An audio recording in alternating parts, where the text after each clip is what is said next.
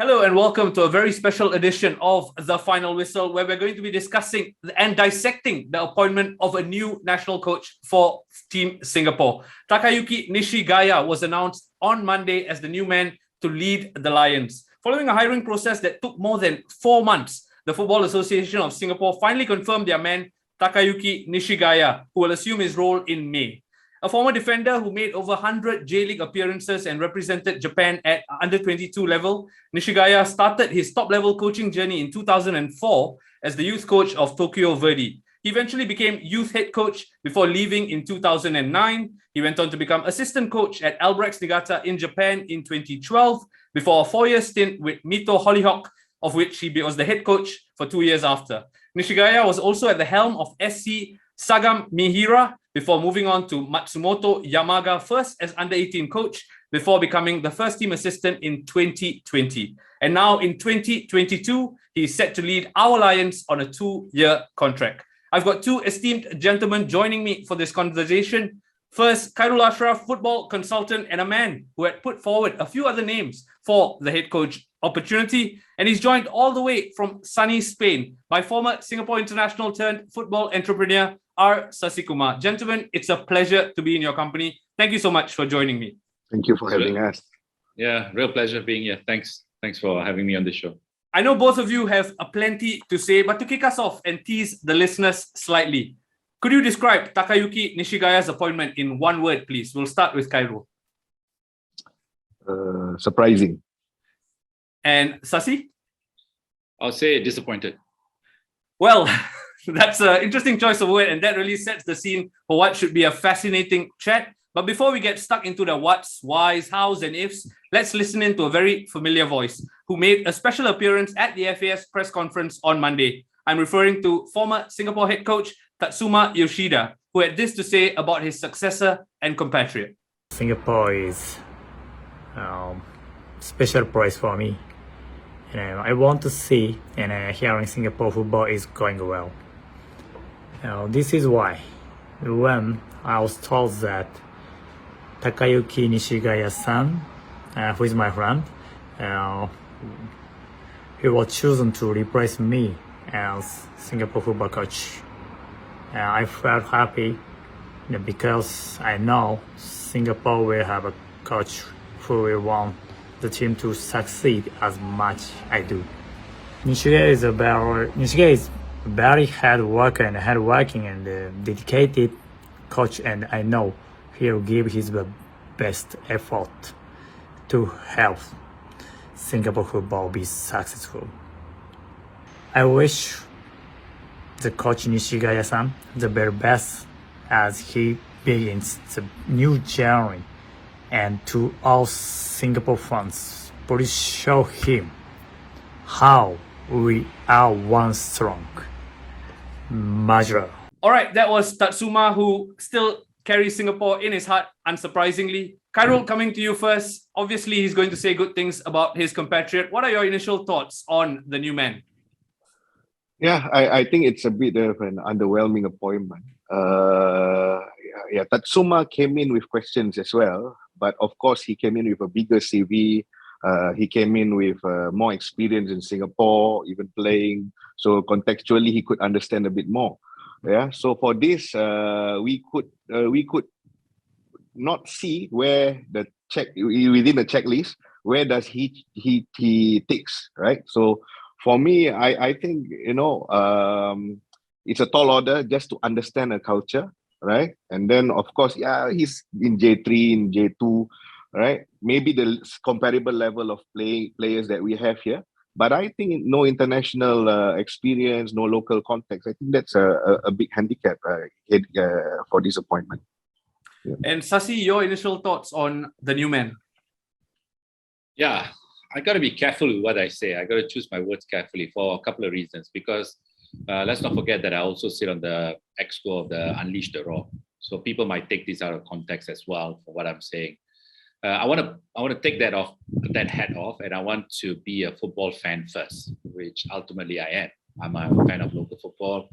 To me, it just shows a serious lack of ambition. A serious lack of ambition. It started with Tatsuma leaving a national team job. If you look at the national team job, there's only probably about 200 jobs in the world that any coach, there are millions of coaches around the world, and just over 200 coaches get a very esteemed job as an international coach. He left that job to go and take a J2 job. Okay, he didn't go to a J1. He went to take a J2 job. So that really shows you also what he really thought about that. Of course, we can mitigate it, and let's not forget, I was his captain when he was playing at Jurong, right? And he didn't play in that season, but I have a soft spot for him because he's a real nice guy, gentleman. Even when we met, he called me, "Hey, captain," and he remembers that. So, but having soft spot and being a popular guy is two different things when it comes to high performance and leading a national team. So that was a poor performance or poor appointment. And like I said in the local media, that if we want to, the best that we want to get to is the semi-finals, go out with the way the boys played and stuff like that, that's enough. And to me, nothing wrong with that. If that's your ambition and that's where you want to get to, perfectly fine with me. But then he left, it left a void, and now we needed to get somebody at the back of announcing the Unleash the Raw. Everybody got behind it. And then you go and make this appointment, which really makes me think like, is there something more to this than just a pure appointment? Because from a footballing perspective, if you pull any guy off the street and you don't need to be an expert in football, and you just like for like and say, if this guy qualified for the job, I would safely say 9 out of 10 people will say, no, he's not qualified for the job. Yep. That's a man on the street. And if this is the executive committee of Football Association made that decision, then I like to question. And that's why even when I tweeted or put a Facebook post, I said, let's be transparent. If there's something more to it, let us know. So we all are on the same page. We can get behind him and go. But don't make an appointment and tell us that there was a rigorous search around the world and you got this guy. That I will not accept. And that I will not expect any football fans or anybody involved in the fraternity to accept, because that's a blatant lie. We all know that. So sorry to be long-winded about it, because I'm passionate about this and because it's been going on for way too long. While we at the UTR spend time and energy and our expertise and want to create something that's good for the country, we all are behind it. And then you go and do something like that. Serious mismatch for me.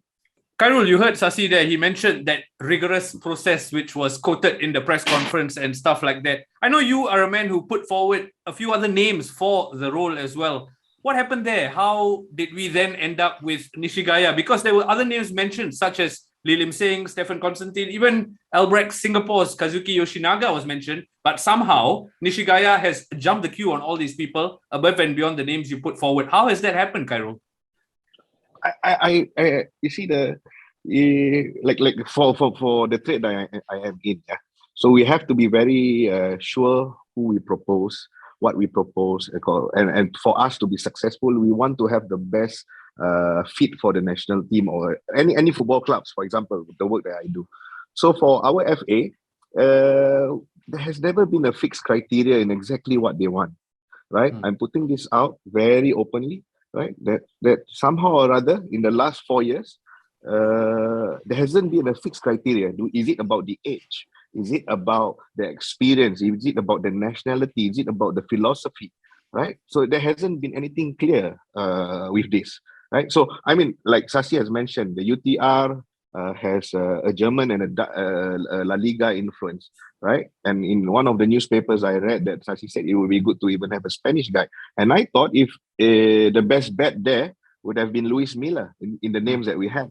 Yeah, because why? He's really at the top of the top in Spain, right? He's really respected over there. He has successes over there. He has developed so much talent over there. Plus, having been in Indonesia, and he was also crucial in unveiling, unearthing talents over there, developing talents at a very young age. So I think he was a good fit, right? So in line with whatever we are doing with UTR on a bigger scale. Yeah. So at this stage, I'm unsure. At the last minute thing, I don't know. I see some links here and there. A Yamaga link. And then there was a vice president who was the ex-chairman who had the link with Yamaga over there. He was in the ceremony, the MOU ceremony. So I just feel that there may be something there. But for me, I say, if you want to do something at federation level, you have to be successful at your club level, right? Your club hasn't been successful in 10 years, right? So I think if that's the way it's gonna be, this appointment might not be the best calibrated appointment. Yeah. Funny you mentioned Luis Milla because he was sitting behind me at the Copa del Rey in Sevilla. So Yeah, he's just yeah. right behind me. I mean, he's a former Valencia player anyway, right? So Yeah. Agent Sassi, and- Singapore needed you at that point. He's sitting behind you. Agent Sassi, we were counting on Agent Sassi. No. I think it's not about that, right? I think his name has been mentioned, and I heard his name being thrown about a few times. The reason why I said a Spanish way, not because I'm here, but I just think that there's some continuity, right? Because if you've got partnership with a Dortmund or a La Liga, then there's some sort of continuity, and it makes sense that there is one way of playing. So even from my time playing with the national team, we had Barry. He came over 4 years. He implemented a style of play. Then he left. Then Vincent took over, put his style of play. Then Jan Poulsen came. So every time somebody comes along, they impose their plan, the brand of play. Tell me, Thailand, if I told you, how do the Thais play? We all know how the Thais play. Yeah. Doesn't matter who comes. The Thais play a certain way. And what has happened uniquely with Vietnam, who was struggling for a long time, Pak Hang-seo went there and gave them a style of play. So moving forward, doesn't matter who comes. Vietnam knows how to play. This is their culture, right? Slowly, Malaysia is trying to implement that. But we are the only one who don't seem to understand that there must be a style of play that's uniquely ours. Whether it's tiki-taka, taka-tiki, or whatever cards, right? We need to make a decision. We need to seriously make a decision. And I hope at the end of the day, it's the technical people making a decision. My question is, how different or more qualified is this guy than Nazri Nasir? Yep. That's my question. Exactly. If you want to go down, Exactly. down that road, Nazri had 2 games to show. He showed. You gave him an audition. He auditioned well, and then you turn around and say, "No, you're not good enough. We'll take a guy who's less qualified than you." No, and the Right. best thing, Sasi, about Nazri, what I feel, he had two phases where he was interim, and at each 2 phases, it wasn't just a continuity from Fandi or continuity from Tatsuma. He actually did little different things to give him an imprint of what he did, right? So I think that at this point in time, he is actually the best candidate to be in our national team position. Head To coach be fair, position. I would be extremely upset if I was Nazri. I'm sure he is, if I know him well, because what else do I need to do? Why do I need to be an assistant now? Why? Yeah, precisely. Like, why do I need to be an assistant to a guy who's not proven at international level? Yeah. I've won more games than the guy who's walking in at international level. I'm talking about. Even if it's 3 or 4, he's got more games with. So why would I then say, oh, maybe I should be an assistant to this guy for how long more? So my take is this: this appointment has opened up so many questions. Asking a lot of important questions like competency. Like you tell me you had a rigorous search. Where did you search? Did you just go to Japan and search, or you rang a few of your friends to find out who's the next best? Okay, that thing about Tatsuma saying that this guy is best, it's almost like saying my son is the best footballer in the world. I take your anecdote very well. Right. So don't sell me that, because that's not a selling point, right? And don't for one test my intelligence, because we all have been long in football to understand things. Sasi, just to quote one thing that was said during that press conference by the president of the FAS was, during the interview process, it was apparent that Nishigaya fits the profile of what we were looking for. Does this satisfy the people? Because as you touched on, there's plenty of questions. Does this explanation, is it enough to satisfy? Let me ask you this, right? We are going to be very unpopular for saying what we are saying on this show. We're going to be very, very unpopular. I have good friends in FAS. I think there are a lot of very competent people there. And there are also a lot of people who are just passengers there. We all know that, right? Yeah. And by saying this, they're going to turn around and say, yeah, look at these guys. They just know how to say things. It's easy to say. Because this got to go down in history as the biggest boo-boo ever. Right? Has to be, right? We thought Tatsuma's appointment was a weird one. This takes the cake for me, right? So I'm not interested in pandering to the popular and trying to be popular. That's not the point. If we want the best for the country, best for the football, And if we put our hand on our heart and say this is the best appointment, those people in there who appointed the guy, who sat in the press conference and say after this guy is a fit, then you really got to re-examine your understanding of football. Yeah. They really got to re-examine their position and their understanding of football, because if I said this to people here, in Spain now, and I meet a lot of football people, if I went to tell them our national team coach has never coached at the international level, they would even not want to have a conversation with me, because it is weird, right? In the world of football, right? Have you? Okay, I want to ask you this: as maybe when they promote somebody from within, when I mean like within, like somebody like Nasri, who was an assistant, then he came to take his first international job. From within, I think it's understandable, and it's happened many times. Yep. But a foreign appointment, a foreign coach, getting someone who's never coached at international level, who's an assistant at best at his club right now, to be the head coach it's shocking. It's shocking, beyond shocking.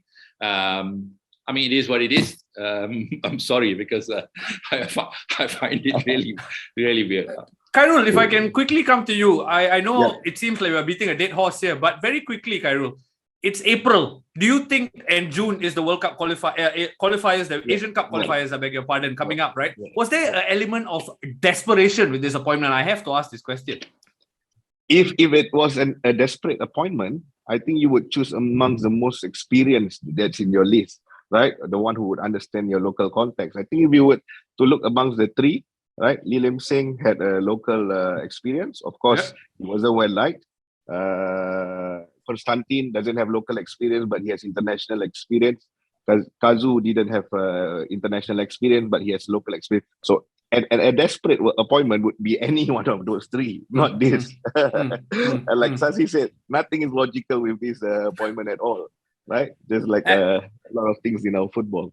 Khairul, I'm going to stick with you for the next question, because you're a man of the people, but you're also a man who's in touch with players. You don't have to tell me or make up anything, but how do you think the players are feeling? Have you heard anything at all?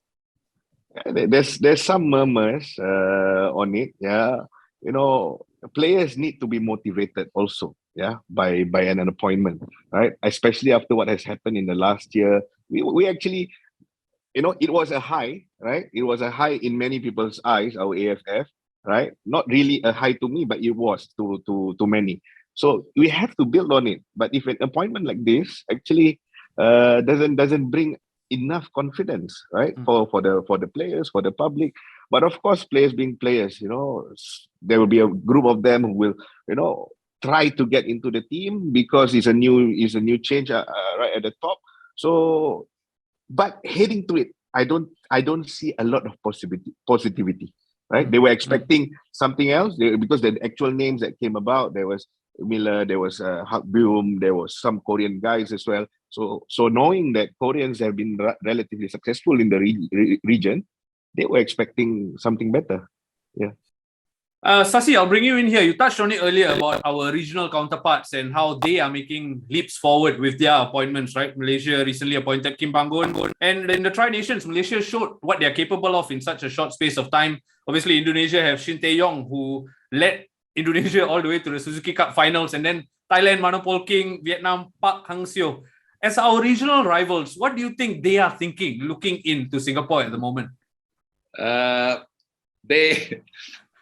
What can I say? They've been looking at this and equally as puzzled as us, and probably thinking that, Singapore won't be as competitive for the next couple of years, because, you know what, guys, we could be totally surprised, right? And this guy could go on and win games and really, shame us all, right?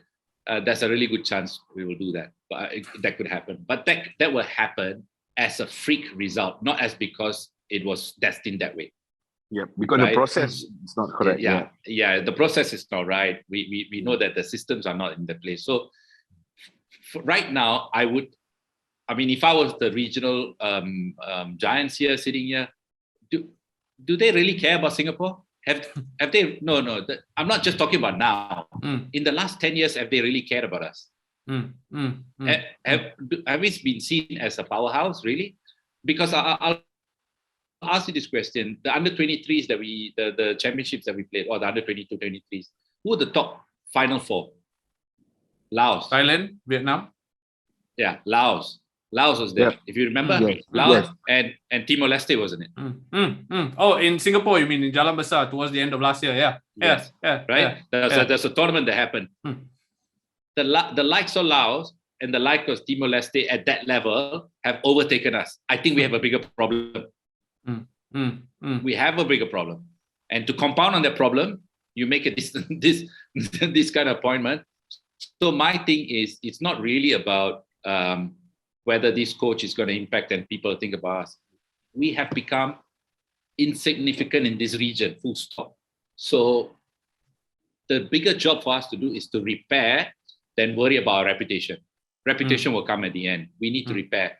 With the Unleash the Raw project was a really good chance for us to repair that, right? And we got the SFAs, we got all these partnerships, everything's going straight. And I think, was it you who tweeted out? You say it's a 3 leaps forward and 10 leaps back or something like that, which I thought summed it up perfectly, right? You take steps forward, and guess what? We tackle ourselves. And to add on to that tweet, I added that we are used to this rodeo now, so it doesn't even come as a surprise anymore. You know what I mean? It doesn't. Khairul, anything to add on whatever Sasi said? Yeah, he perfectly summed everything in. Yeah, but again, like we said, if it's a measure of ambition, we actually in this region now we have the top 2 coaches from Korea. If we want to take the Korean path, right, we should take the number 3 or the number 4, which is Hak Byum and another guy, right? But we are not, right? If we wanted to take that path, right?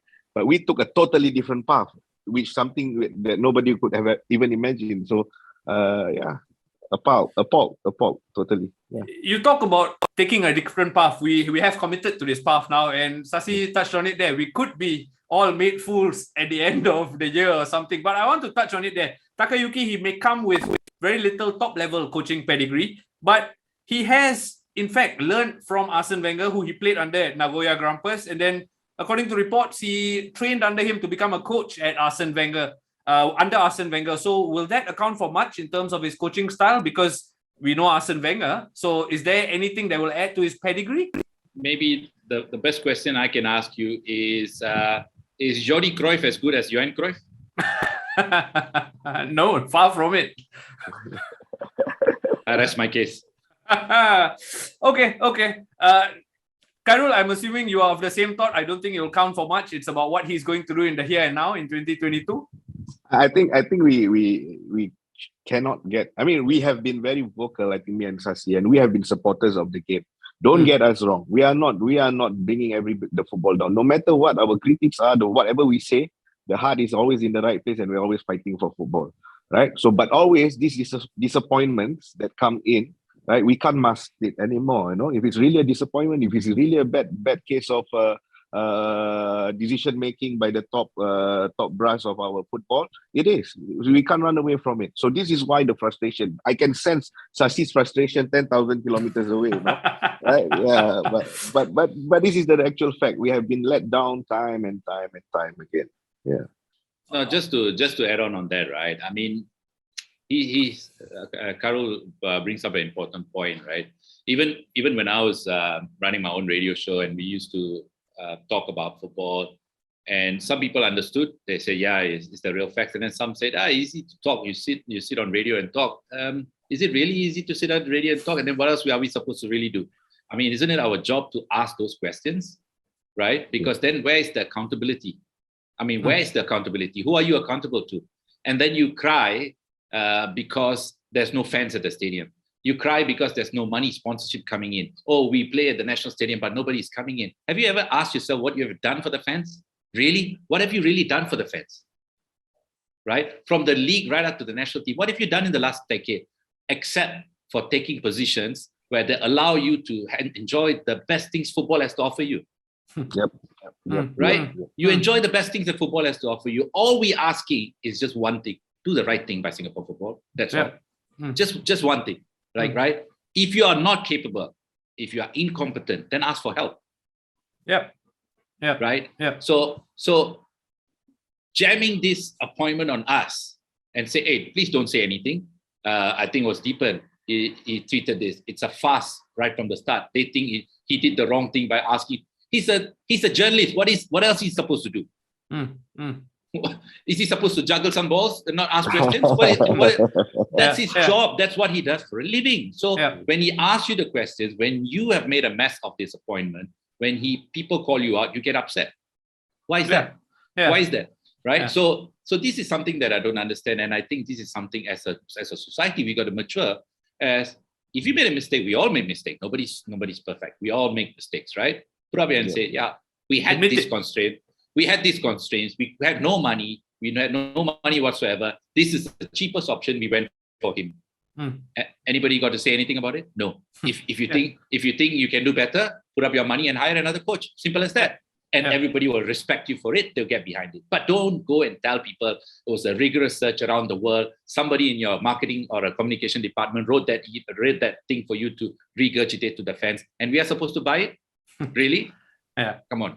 I think you explained it perfectly there, because interest in the local game is at an all-time high, especially after Suzuki Cup. Of the last decade, this is the most fervent amount of support I've seen for the national team, judging by Tri Nations most recently. And for this to come as a wet blanket on it, just is underwhelming is the only word. I mean, I could be using stronger words, but we are a family-friendly podcast. But underwhelming is the only word that really springs to mind. And honestly, it's difficult to stomach as a fan. I mean, we want to be positive. I know both of you are involved in the game, but I'm speaking absolutely as a fan. And honestly, judging by the sentiment on the ground, I don't think anybody is wrong. 80% of the people, 90% of the people, I dare say, who are spewing these opinions are validated by their disappointment, because we've been taken on this merry-go-round way too many times.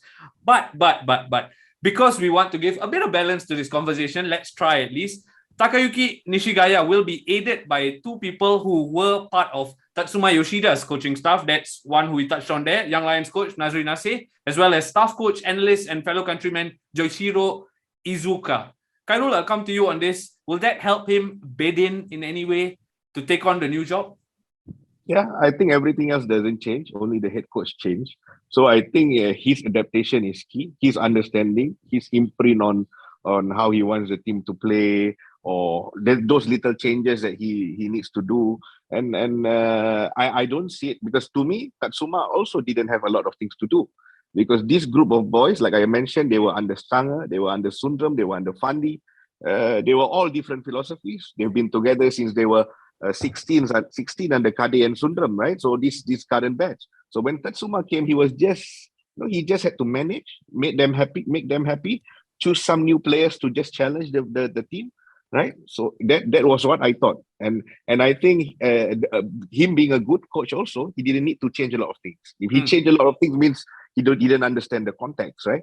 Yeah. So if this new guy comes in, I think he don't need to change so many things. Also, we are already almost at a ceiling to what we have with this generation of players, right? So his challenge would be, if he would want to, is to unearth new players bring in players and try to maximize new first 11, new squads for the next Suzuki Cup.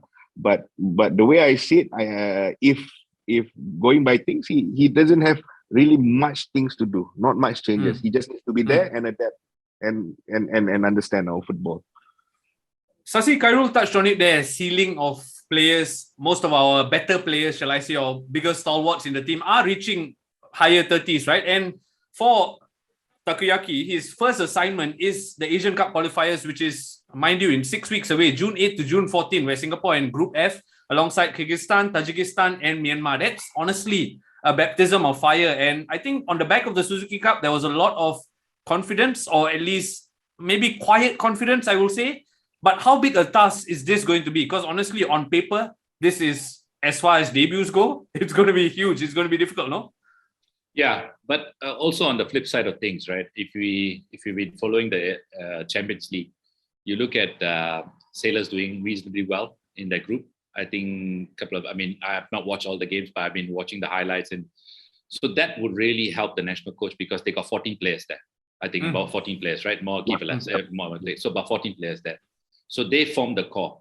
Who they train under? They train under a top class coach, right? So and they have good facilities. They're a good club. They run like professionals. So they've gone to the Champions League. That's why I say the saving grace of this is that 14 players belong to one club, and they're playing at a decent level. Then you add a few more. Iksan is on fire at the moment and is doing that. Irfan is out there, and Safwan is also out there. So if you have to really assemble 11 players, we can be competitive. By the doing of nobody else but two groups of people, right? Lion City Sailors and the guys outside. Just simply that. And that's not to take anything away from the good work the guys at Tampines do. Desmond and Gang and Gavin, they do some great work there. Not to say the rest don't. But I'm just picking on the few to give this guy a chance, right? We've been slamming him. Let's see the good side of things, right? So I would say when you assemble 11 players, I would say 11, 12 players, you can be competitive. Thank God we're not playing Iraq, we're not playing Iran, we're not playing South Korea, Japan, all of that. We're playing the stans. We're not even playing Uzbekistan, which is I suppose they're the top stan country, right? Central. We're playing against teams that are probably not 2-3 levels, just one level up. On our day, if it's a one-off, I think we have a chance, right? Myanmar is a known quantity. We know what Myanmar is. So I think on the other side of things, there could be some surprises that come. But all I don't want what will happen is that we'll pick up 1 or 2 results. People completely forgot about what happened here, and this becomes the right thing to do. Oh, we told you he's going to be a good coach, right? Okay. But again, this is not a long-term solution. It's a band-aid over. I want to give the guy a chance, like how we gave Tatsuma a chance. I'll be very surprised if this guy comes up, really hits the ball out of the park and does well for us. And guess what? I hope I'm proven wrong.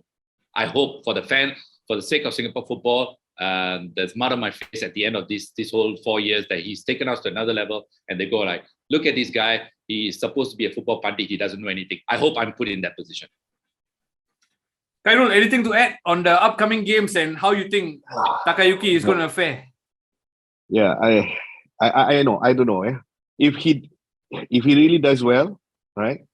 Like Sasi said, then somebody will take credit over it, and we forget that whatever we had, the process of employment even of this head coach, we didn't do it correctly.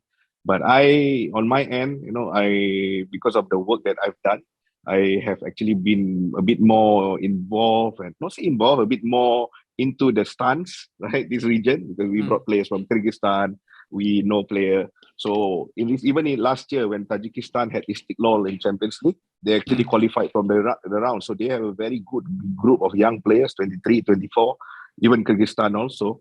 So I think those are taller. I think that before AFF also we played a game against Kyrgyzstan, and we saw the level of play that was maybe one and a half, 2 levels higher. But I think these 2 games are very, very tough.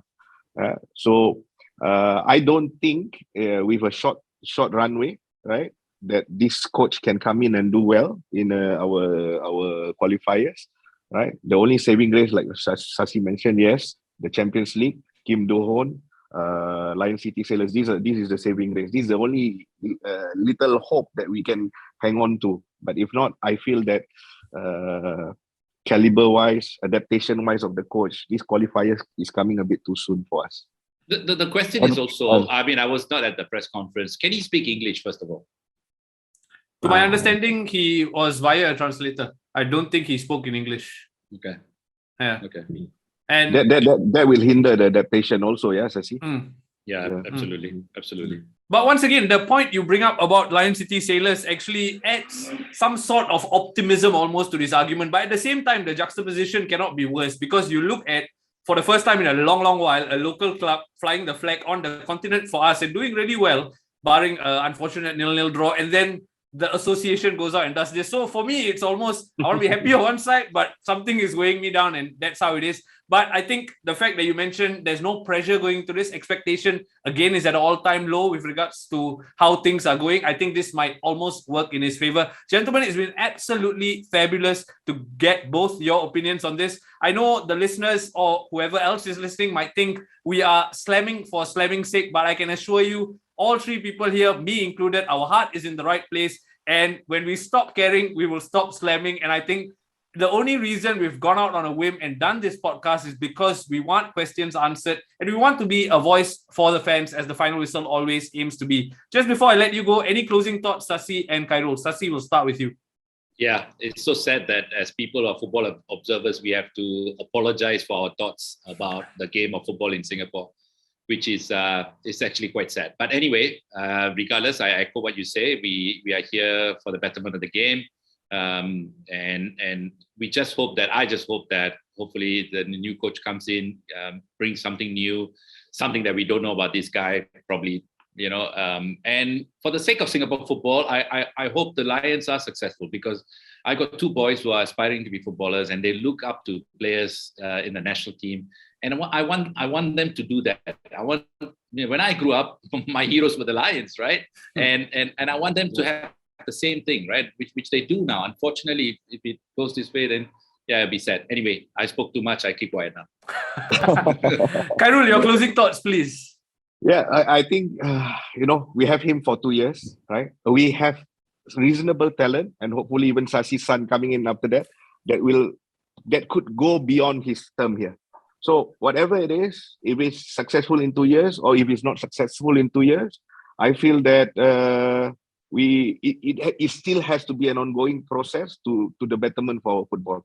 If it didn't go well, it's a mistake that we did. If we go well, okay, yeah, we're still on a journey for 2034 or whatever next. Yeah. Fabulous. It's been absolutely an honor to catch up with the both of you on this enlightening conversation. Listeners, we hope you enjoyed it as much as we have. Do share, like, and subscribe to the channel, and we'll continue to deliver the good stuff. Till the next episode of The Final Whistle, we'll see you then. Thank you so much for your company.